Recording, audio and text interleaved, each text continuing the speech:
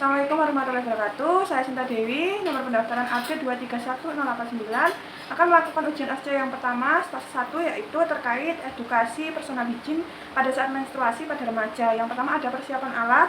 Alat yang dibutuhkan ada alat tulis, buku dan pulpen, stetoskop, ada tensimeter, ada kansel steril, dan handscoon, serta ada termometer.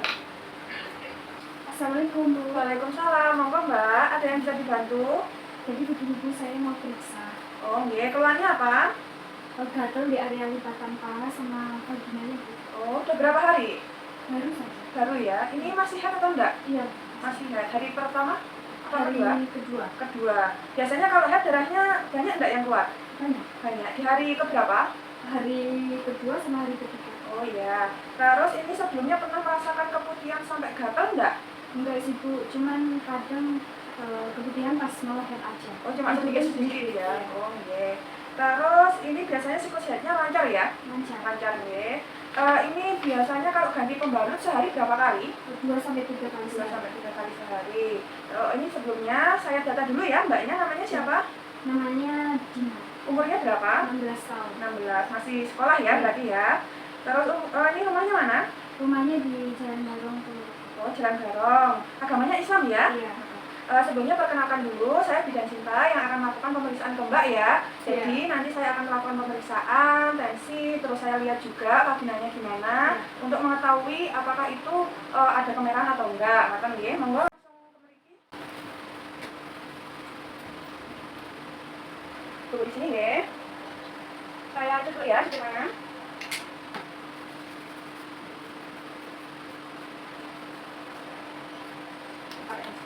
Biasanya tensinya normal enggak? Normal. Normal ya. Sebelumnya enggak pernah rasain gatal kayak gini? Belum pernah. Jadi ini pertama bisa ya? Iya. Udah ya. Oh, buka dulu ya. Udah. Udah kan? Saya kasih dulu ya.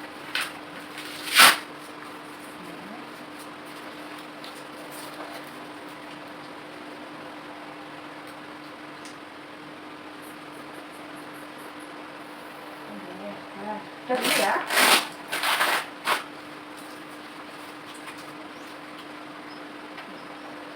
Buka dulu pahanya. Buka dulu ya. Buka. Buka tutup ya. Oh iya, sudah ya. Maka langsung duduk lagi. Di sana saya jelaskan hasil pemeriksaannya ya.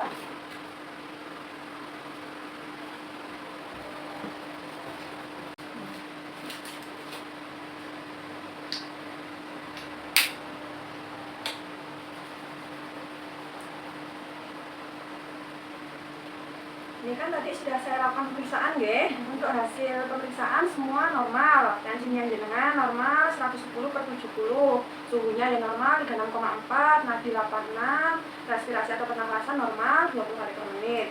Ini tadi sudah saya lihat memang ada kemerahan di bagian lipatan itu. Jadi itu terasa gatal ya? Iya, gatal. Terus ini saya mau menjelaskan terkait apa itu personal hygiene saat menstruasi, mengapa harus dijaga dan bagaimana caranya, sudah tahu atau belum? Belum ya, sama sekali ya. Jadi personal hygiene saat menstruasi adalah kegiatan atau perilaku menjaga kebersihan diri saat menstruasi. Maka kenapa harus dijaga? Soalnya kalau nggak dijaga, masalah-masalah bisa timbul. Salah satunya gatal lagi, terus bisa jadi kemerahan, dan kalau nggak ditangani bisa ke komplikasi yang lebih lanjut. Terus ini ada beberapa faktor yang perlu jenengan juga perhatikan karena hal tersebut dapat mempengaruhi perilaku personal hygiene. Yang pertama itu ada citra tubuh atau penampilan. Selanjutnya ada praktik sosial. Biasanya ini anak-anak yang cenderung dimanja sama orang tua. Mbak dimanja sama orang tua? Iya. Oh, sedikit ya. Terus ada juga tingkat ekonomi. Tingkat ekonomi juga bisa mempengaruhi karena untuk membeli kebutuhan seperti sabun, sampo, pembalut kan membutuhkan biaya, ya. Terus ada juga pengetahuan tentang menstruasi. Ini kan jenengan juga belum tahu ya terkait personal hygiene. Jadi bisa mempengaruhi perilaku personal hygiene jenengan juga. Ada lagi budaya, kebiasaan saat mandi misalnya di jam-jam tertentu juga kan biasa seperti itu. Biasanya kalau mandi berapa kali? Seringnya sekali. Sekali ya. Ada lagi kondisi fisik saat misalnya dengan sakit, otomatis kan tidak bisa merawat dirinya sendiri jadi perlu bantuan orang lain. Terus ada lagi selain faktor-faktor, ada indikator yang perlu diperhatikan dalam personal hygiene saat menstruasi. Jadi saat menstruasi itu yang harus dirawat dari ujung kepala sampai ujung kaki ya.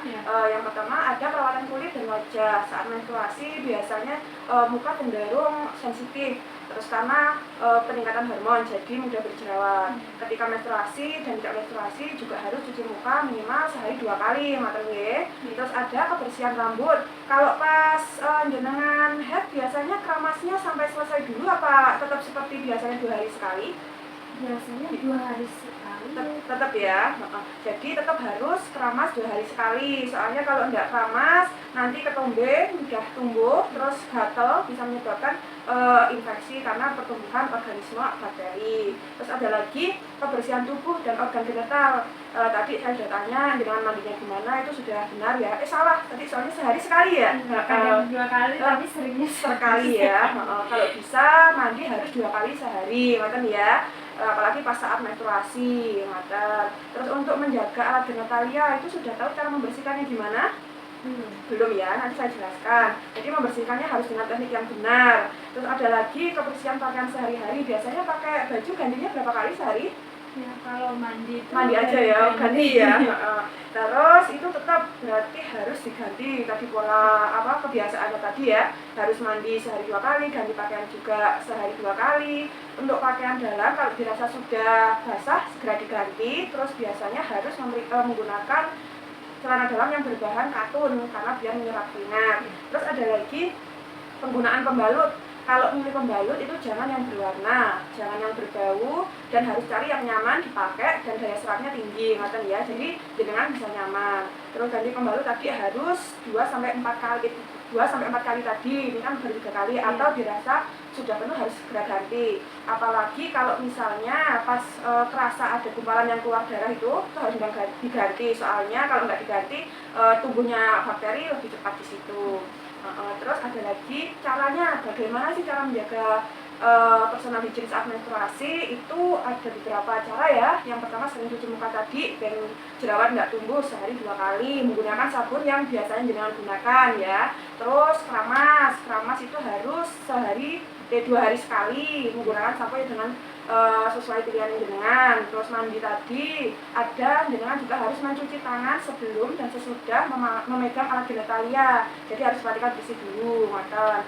Terus ini harus memotong kuku. Memotong kuku kalau misalnya sudah dirasa panjang segera dipotong aja, nggak usah nunggu bersihnya halangan ya. Terus ada lagi tidak boleh menggunakan cairan antiseptik untuk membersihkan alat genitalia. Terus tidak bisa dikasih parfum, dan caranya tadi membersihkannya dari arah depan ke belakang. Jadi dari arah vagina ke anus gitu ya. Biasanya dari anus ke vagina toh? Iya. Ini harus diganti ya kebiasaan itu ya. Terus ini pembalut sudah harus diganti tadi, sudah saya jelaskan. Terus yang paling penting itu juga mencukur bulu kemaluan. Itu harus dicukur sebulan sekali bisa, atau setelah selesai head juga bisa. Karena kalau tidak dicukur, bakteri akan mudah tumbuh di situ, kan ya. Nah, kenapa harus dibersihkan? Karena dampaknya untuk jenengan itu juga ada dampak fisik sama psikososial. Kalau dampak fisik itu akan menimbulkan infeksi pada organ reproduksi. Jadi jenengan bisa mengalami gatal tadi, keputihan, kanker leher rahim, dan kalau nggak ditangani dengan segera bisa menyebabkan kemandulan, kan juga merugikan mbak ya. Terus untuk dampak psikososialnya sendiri ada masalah-masalah yang timbul seperti rasa tidak nyaman pada jenengan, terus ada gangguan untuk berinteraksi karena jenengan nggak pede, merasa ada yang salah sama jenengan, terus rasa gatal, jadinya kan untuk bertemu dengan orang tidak mau, kan ya. Kira-kira dari penjelasan yang sudah saya sampaikan tadi ada yang mau ditanyakan?